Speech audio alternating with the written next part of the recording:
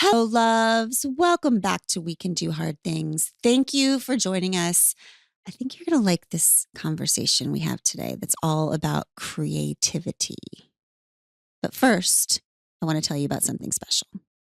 I want to tell you about some new writing and art that I am putting out into the world and how you can join me in launching it. We are about to launch this very exciting first ever virtual live event with me and Abby and Amanda to celebrate the launch of Get Untamed, the journal.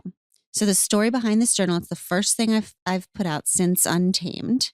And after the Untamed extravaganza, people kept asking me, well, that's great that you've gotten untamed. How do we get untamed? Right? How do we break free from our cages? How do we find that person we were before the world told us who to be? And this journal is my response to those questions. So, like I always say, every life is a absolutely unrepeatable and unprecedented experiment. So I certainly don't have any answers for you, but I think in this journal, I'm pointing you towards the questions that will lead you to those answers that are already inside of you. So I'm really excited and proud of this journal. I think you're going to love it. It's really beautiful. And to celebrate all of that, we are asking you to come party with us. All right. At party, you know, how we party. We are celebrating this launch with an event. The event is on November 18th, and we are working with 6 Black-owned independent local bookstores, and they all have special clearance to start shipping books early so that they can land with you before the event. And if you register before the event, but you can't be there live, you get to watch the event for 72 hours after. Okay, so if you want to come, go to getuntamedjournal.com and RSVP, and we will see you there. All right. Thank you for letting me tell you about that. Let's jump right into our conversation about creativity.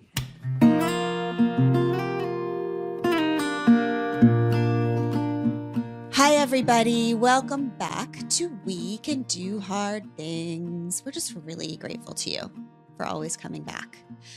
I want to start today by talking to sister Amanda Flaherty Doyle. Abby and I just talked the last episode about creativity. Well, and I mean, I don't know if it was Abby and I think maybe Glennon, you went on a That's like how I used to say, John and I split a bottle of wine every night. He had I had half a glass. Yeah. So that's a split. There, you weren't lying. And Abby and I split the conversation. Okay.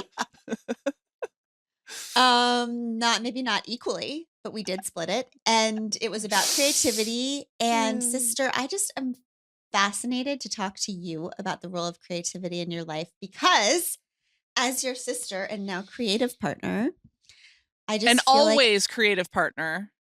Yeah. Always creative partner. Yeah, that's true. But just we've come into a different realm recently because of creating this podcast together. I just want to hear about the role of creativity in your life, and have you thought of yourself as a creative person, and what does it look and feel like to you these days? I just want to hear all things sister. Oh boy. Okay. So I am a creative person. I would not have led with that ever in my life because I think we accept labels on ourselves and kind of assume these little jerseys pretty early on about, that's the sporty one, that's the smart one, that's the creative one, that's the artsy one. And I think we also give our kids those way too early, and we're trying to give them something that is their own thing so they can feel good about themselves, but by definition we're excluding the rest as if those are inapplicable. So it didn't occur to me that I was creative, but I am creative, and I use it all the time. And I think listening to you too, it occurred to me that we think of creativity as this very specific lane, as in there are creators and not creators, but we're all creating our lives, right? We're all doing that. And I didn't want to interject because I was loving listening to you in the last episode, but the whole origin of creative and create was always this creating something out of nothing, which is, you both said that, and that was the actual real origin of it. It was always about, but it was exclusively for God. It wasn't until like 500 years later, after it was originally used, that it was ever um people were audacious enough to apply it to them, because it was about like Mm. the creation of the world.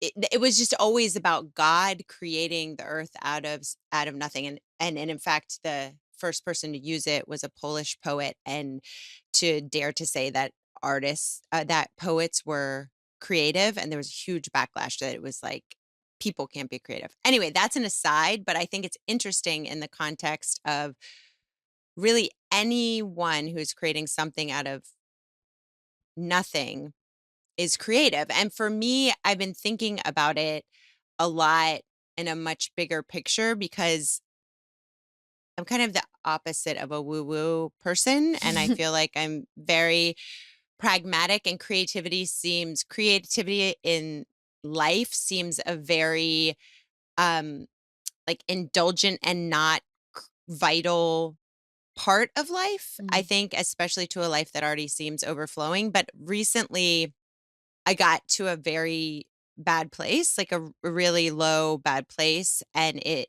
occurred to me, to my surprise, that the most rational and pragmatic response to that place ended up being something that feels a little bit woo woo. Mm. And that felt ironic to me. But I think that I just want to say it because they were such a response to the overwhelm episode, that I think it dovetails with that. And it's just that everything in my life became duty. Like, I just felt, and as I say it in past tense, I'm still just, this is very, very newly, freshly being thought through, but it's just like nothing wasn't a demand, nothing wasn't a duty. It's just everything was shoulds and nothing was wants. And it just felt like even things that had been joys just became jobs, like my kids and sex Mhm. and even special events. They were just all like more things I had to do.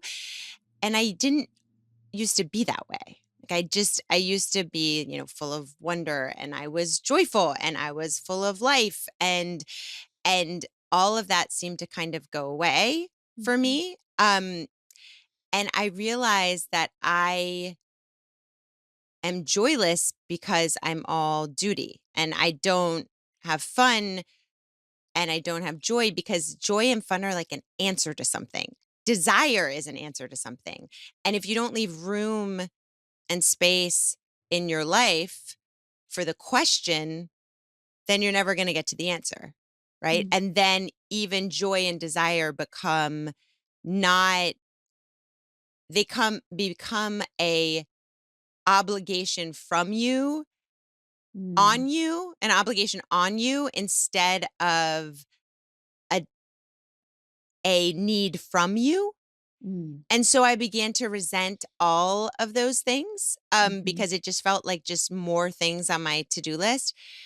And then I got like in a really bad place, because I was like, well, there's clearly something wrong with me. There's clearly something wrong with my relationship. There's clearly something wrong with all of these things, because all of this is dead inside of me. And I realized that I was not treating having a life as a priority of my life. And that is why I wasn't having it. And that is very logical. I could I could understand it that way. Like, if there is no time and space and room for my life, then I am not going to have one. I'm not going to have a life force in me if there is no room and space and air for a force to emerge from me. And you're And talking about life being different than life. So for me, what I'm hearing is that you're talking about the difference between adulting and humaning. yeah, I'm talking about things like desire and curiosity and imagination and hopes. And the difference between I should feel happy, and I do feel happy. The difference between Mhm. I should be wanting to have sex and I do want to have sex. Mhm. Like the thing that is from you as opposed to being required of you. Yes. Damn. And I, and I, for me, it's like fire. It's like the analogy is fire because I did once feel like my life was like I was a fiery person. I was full of fire. And in chemistry, fire burns when fuel meets heat and oxygen. You need heat and oxygen to turn fuel into fire. And I realized that I have that fuel in me. It's like I do have fuel in me for fun and joy and desire and curiosity. And I think we all do. But I think because of the way our lives are structured, mostly for women, we don't give those things heat and we don't give those things air. And that is giving space and time for these things and allowing attention for them. And I, if you have no room or time in your life to live, you just won't. And the truth is that the world is fine with women not living. That's right. And that means that we have to decide whether we want to live because not a damn person is going to require it of us because that is how the world turns. Mhm. And so I just realized that when I started to think of it that way, um, I realized that there is just not any oxygen around my fuel and it's not burning. So I'm either going to smolder with resentment Mhm. and smolder with bitterness and be all smoke and no fire, or I'm going to have to um, get some oxygen around my fuel. And either way, it's going to cost my life. Like either way, it's going to cost my relationships. If I keep being smoldering, that is a Mhm. price to my life. Or I could take the time to give it air and that's going to be a cost to my life. But either way, it's going to need to happen. And I think the key thing for me has been like not viewing this as yet another duty that I'm failing to meet. Like not just another way I'm Mhm. jacked up, not just another way that I have a problem or my relationship has a problem or I haven't prioritized correctly, but it's just that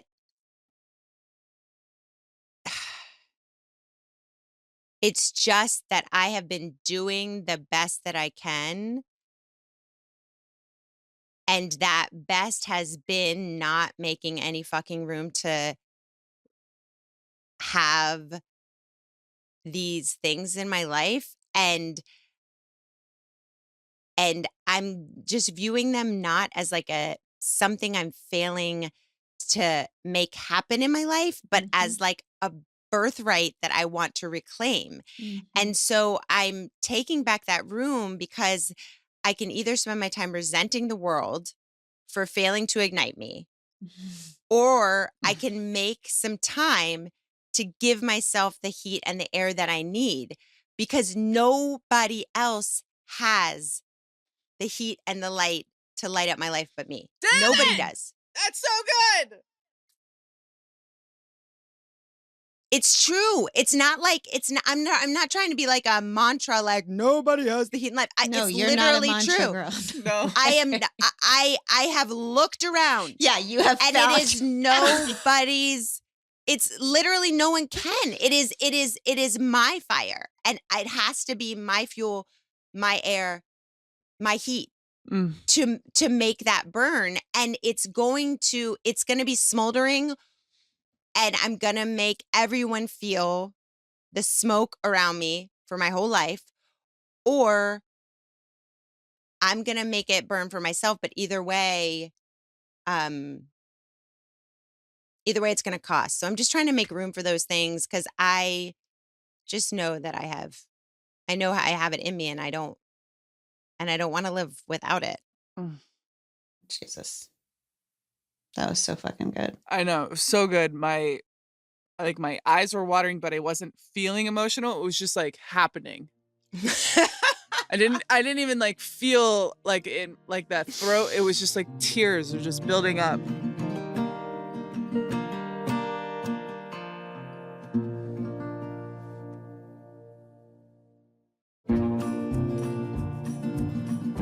Sister, I don't have anything to say in reaction to that because you just said everything.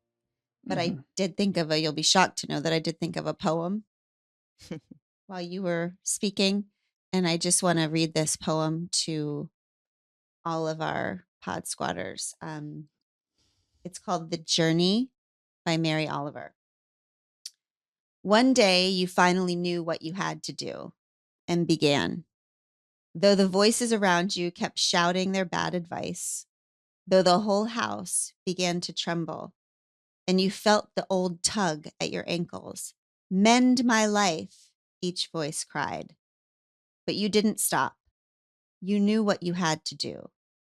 Though the wind pried with its stiff fingers at the very foundations, though their melancholy was terrible, it was already late enough, and a wild night, and the road full of fallen branches and stones. But little by little, as you left their voice behind, the stars began to burn through the sheet of clouds, and there was a new voice, which you slowly recognized as your own, that kept you company as you strode deeper and deeper into the world, determined to do the only thing you could do, determined to save the only life that you could save. Mary Oliver. Hmm. What do you think this freaking looks like? Not that that matters, because just the recognizing of it is such a revolution. But do you have any inklings about next right things or how to make this be a revolution and not another freaking thing to add to people's to-do lists? Mm. Joy, 7:30 to 9 p.m. Mm. Like wake up at, all the advice to women, like just get up earlier.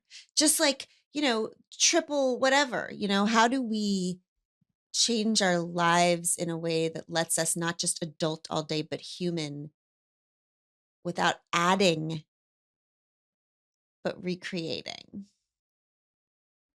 I think maybe it starts for me, it was a big relief to realize instead of feeling ashamed that I didn't have joy or desire, to recognize that of course I didn't, because um when every bit of your life is full, there is no empty spaces for anything else.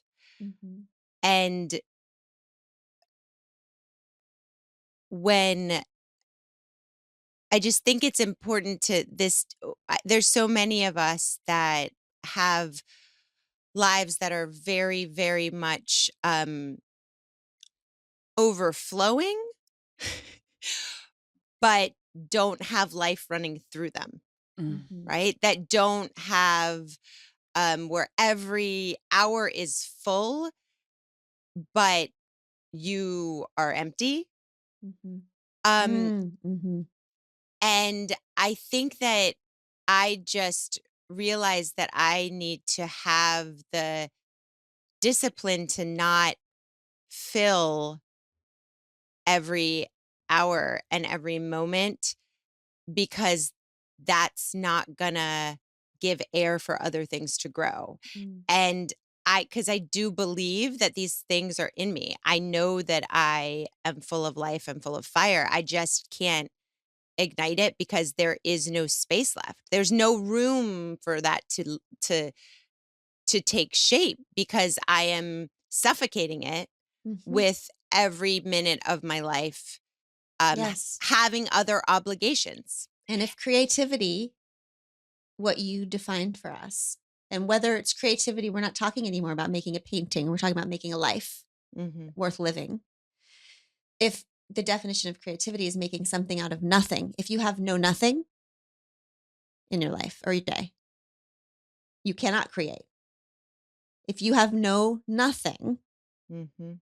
you will by definition never have creativity. You will only be living in reactivity to Mhm. the world, right? That's the difference. Like creativity starts with nothing and makes something, and reactivity asks, what does the world need of me right now, and gives it to it. Mm. Mhm. Mhm. Yeah. I So, mean, in the actual research about creatives, the number one trait that they have in common is openness to experience. hmm, And if you don't if you don't have any room in your life that isn't booked with obligations, you don't have the capacity to be open to an experience. You are on 1 minute, I belong here, the second minute, I belong here.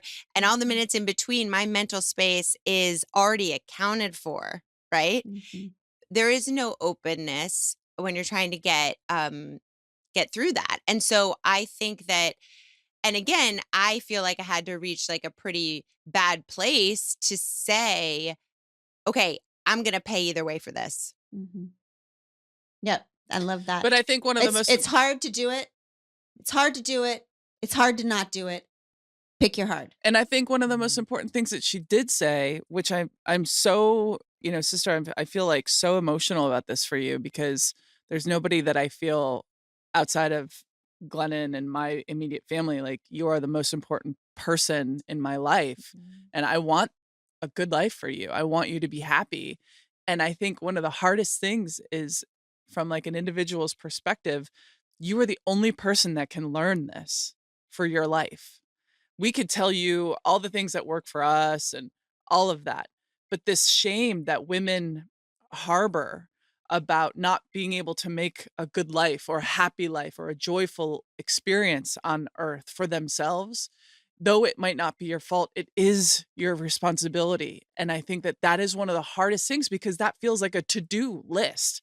Oh, I've got a Mhm. responsibility now to have joy. It does sometimes feel like that's like another thing that we have to do, but that kind of responsibility is the right kind of responsibility. It's Mhm. the right kind of hard that will, I think, unlock maybe some of the suffering that you and so many women are experiencing in the world. It's beautiful. And I just feel like, I mean, the response to the overwhelm episode, the response to the fun episode that we did. I Mhm, mean, how I read every single one of those comments and the number of people who said, "I used to be so fun. I used to love doing things." My kids say that I'm no fun now. I agree with them. mhm, I can't even think of what I would do for fun. I can't even look at my husband because I'm so resentful that he enjoys his life and mhm. I have nothing but obligations all day long. I mean, when I think about all that, I think there I've got to think that we didn't just all our fun selves didn't just all die, right? There wasn't a mass extinction of fun selves on one day because of a meteor. It's because we found ourselves in this life where we are using our creativity to make something out of nothing, but we're doing it all for other people. Mm. We are making something out of nothing because we're supposed to be picking up from three different practices at the exact same time. Guess what? We're figuring that out. Mhm, We're mhm, figuring out how to make the world spin, but we are not leaving any room. And I think that, I mean, for me, it was so reassuring because it's like, oh, I actually don't have to do anything. What I have to do is leave room because mhm, I am the fuel. Mm. I mhm, have the fuel. Like, what my fun self, my joy self, my part of me that used to want to make out, that used to have that desire saying that's not something I have to do, that's something I want to do, that is in me. Mhm. All I have to do is give it air and heat. Mhm.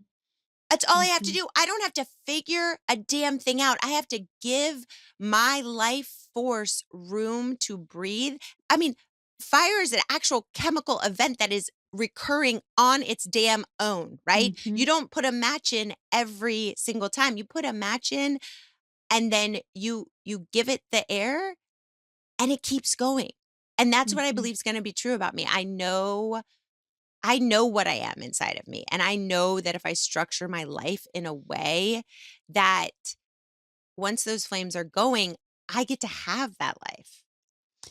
Can I just mention one thing that I'm really emotional about because of this is just different than what you're saying, Abby, is that it seems to me, if I'm reading this right, that what has happened to you with this personal revolution is the exact same thing that happened to me at the beginning of my creative life, which is that I told the truth in writing form. You told the truth in podcast form. You had to bring your real self to these podcasts, and you told the truth about your overwhelm. You told the truth about the lack of fun. And then you put it out in the world, and then you started reading all the people who saw your real self, the pod squatters who were writing back and saying, "Oh my god, me too, me too, me too." Like you just said, you read everything, and that's what I've always done. And that made you understand that this wasn't just a personal failing, but a huge, huge issue. And that is what has continued you on this personal revolution, which will probably change your life, which I don't know an any better story about art. Mhm. Mhm. This And is I the cycle. This is what happens when we tell the truth. and I think a key part of the cycle for me as a pragmatist is reckoning with the cost associated with not uh not being able to access those parts of me. Mm. Mm, Because what I recognized in I think there's a lot of people who, could think of these things as frivolous or like self-indulgent. And what I'm here to say is that my experience of this situation is whatever the opposite of self-indulgent is. I recognized in my body, in my relationship, like the resentment that I felt about not being able to have a life fire mhm, was so toxic and overwhelming that it was a dramatic cost, and that I had to either figure out what I was gonna do about that, or it was gonna be a very, very big problem for me. That's when I realized that I require mhm, joy and desire and, as coming from me and of me, mhm. because I realized that the outcome on my life of not having it was, poisoning my life. And so I think, dear listeners, that what we're saying here, there cannot be another person who's like more obsessed with productivity, efficiency than sister. Okay. What I am saying to you is that if sister is willing to admit that desire and joy and fun are crucial to life, then everyone else just needs to cave. Okay. We are now entering it into the We Can Do a Hard Thing lexicon of fact. This is just something we are all going to accept now. Well, and we Okay. we have to understand that until she created the personal accountability and took back the power that this is on her, that this is her life. And because it's so easy when we get into a marriage and we get into a family, it is so easy to like point the finger outward. Well, my husband or my wife, they just have all the joy. They're the ones that are just gallivanting around their lives. Like, look at them, right? But the Mhm. truth is that is on all of us personally. We have to go out and get fun. We have to go out and get joy. That's something that we have to create. Even if it's 10 minutes a day, do something for yourself every single day that is just for you. And that is how you start to build up your little pot of fire or fuel or air that you are needing that you're just not giving yourself right now. I think it's so freaking beautiful, sissy. God. Wait, just Um, wait though, babe. Wait for, and this is the cool part too, is that women don't get to make margin or space without telling other people to fuck off in one way or another. So sweetly, right? We're not Or not. like actually saying Or fuck not. off, but like, I mean, or right. not. But like, there will be things that change. A reckoning. Like, there will be things that you don't do. There will be, I don't know what it's going to be, but I'm just saying there's going to be, as you say yes to yourself, there are going to have to be no's to other things.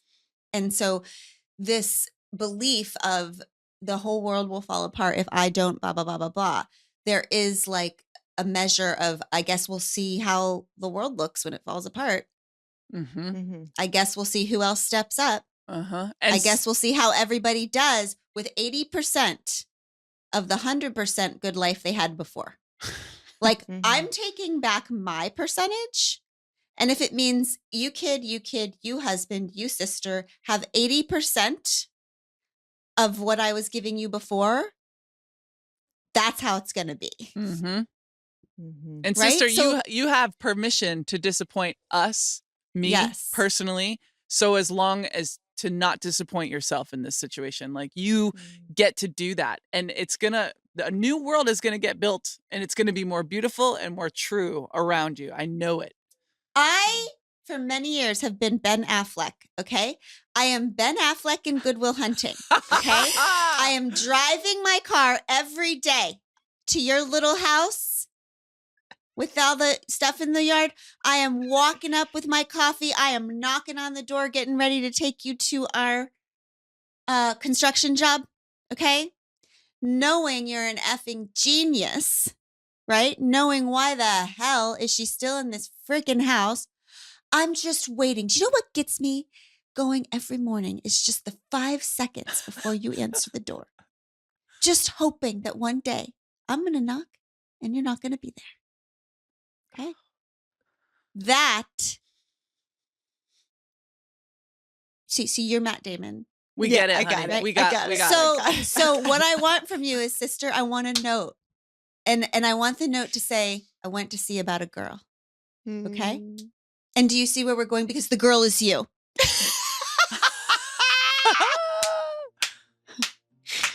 All right.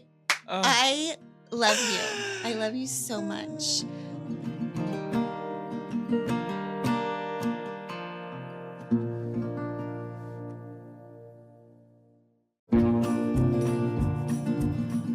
Okay, I can't do questions. I don't think we can do questions about art. I just want everyone to think about all of this forever. But I think the next right thing has got to be write yourself a note or your people a note and just say, I got to go see about a girl. Right. Or I went to see about a non-binary. I went to see about a boy. I went to see about whatever your gender is. Yeah. I whatever. went to see about me. Yeah. I went to see about me. That's good. Yes. Okay, let's just get to the pod squatter before we go, because this has been really heavy. And, I just really love this person, Colleen. Okay, she wrote this in. I'm just going to read it. Colleen says, I think this is the perfect example of we can do hard things, but not the easy ones. I'm newer to podcast listening, but definitely wanted to listen to this one. Loved the topics, loved the conversation, loved the weekly insights and aha moments, but hated how fast you guys spoke. So much so that I was thinking about sending that negative feedback until I realized that I was listening on 2 times speed. Now it's perfect. Oh. Colleen, I want you to know that my friend back in Naples called me to tell me that it was ridiculous how I was speaking on the podcast, that I never speak like that in real life.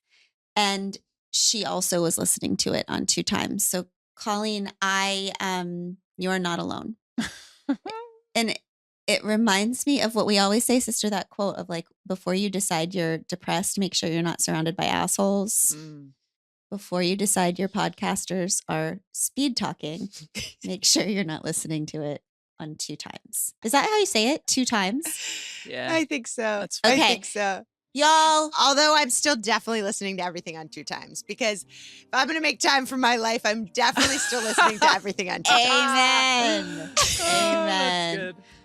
All right. I'm going to go see About a Girl. I'm going to go see about me. y'all. Yeah, that's right. We love you. See you soon. Bye. We Can Do Hard Things is produced in partnership with Cadence 13 Studios. Be sure to rate, review, and follow the show on Apple Podcasts, Spotify, Odyssey, or wherever you get your podcasts. Especially be sure to rate and review the podcast if you really liked it. If you didn't, don't worry about it. It's fine.